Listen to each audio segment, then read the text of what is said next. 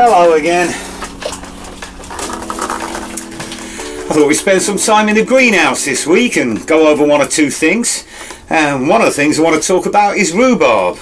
I mean, rhubarb, it's really easy to grow, right? You just get a crown, you chop it in half and you bung it in the garden and you're good to go. And that's alright if you know somebody who's got some crowns. I don't. I did manage to pick up a crown a few years ago when they knocked the house down next door, and I put it in two places. I put one under the shade of a tree, and that's done really well, and the other I planted out in full sun. And I found out that rhubarb does not like full sun in the kind of hot summer that we get here in southern British Columbia. And so I moved it. And I've forgotten where I moved it to. I have no idea. And around Christmas time I was walking up the garden and I found a tag for it, which means the raccoons have been along and moved it about. They tend to do things like that. No worries, I did get some rhubarb going from seed in the autumn. Some of it I put out, I risked it over winter. That seems to have come back. And this is what I've overwintered in the greenhouse. And as you can see, the shoots are sticking through too. So I'm going to be getting this out, but I have to make sure I put it in the shade. It will not produce well in searing hot temperatures of 30-35 degrees for 2 solid months throughout the summer. I have to get it in the shade, and I think I'll be all right.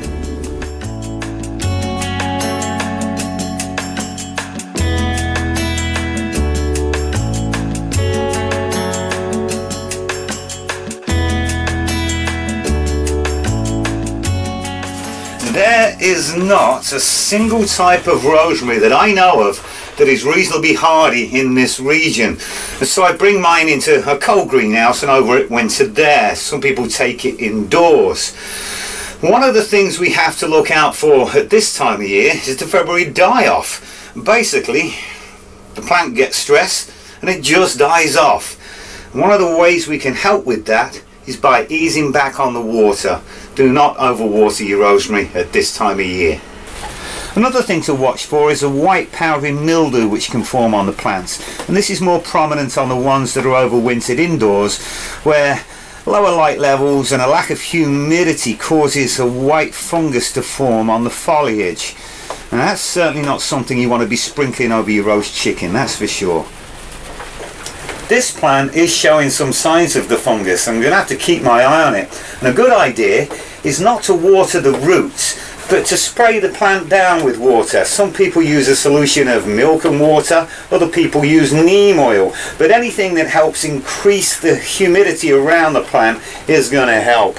Now, a word of warning, if you are overwintering in a cold greenhouse, check the weather forecast. And if there's going to be a frost, don't bother.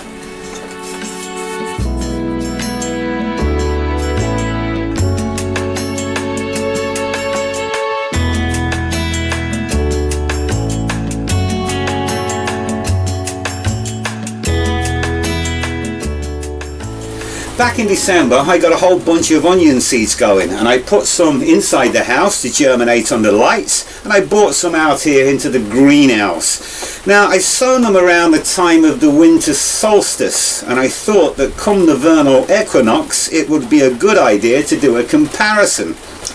The ones in the greenhouse here have germinated, but they're looking a little bit pale, and frankly they are dragging their asses, but they are growing. Let's go and take a look at the ones inside.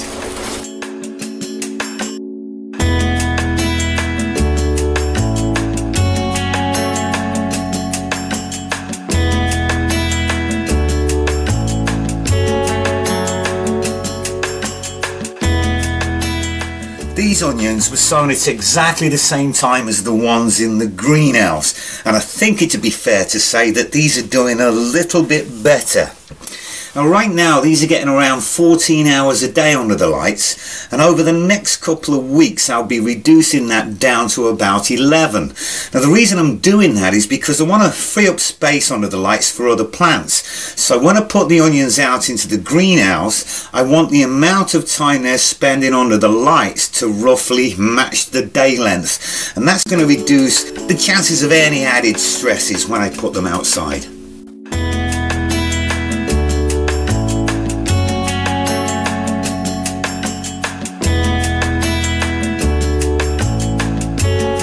If I was to have a bet on which of the two is going to produce the best, my money would not be on these guys.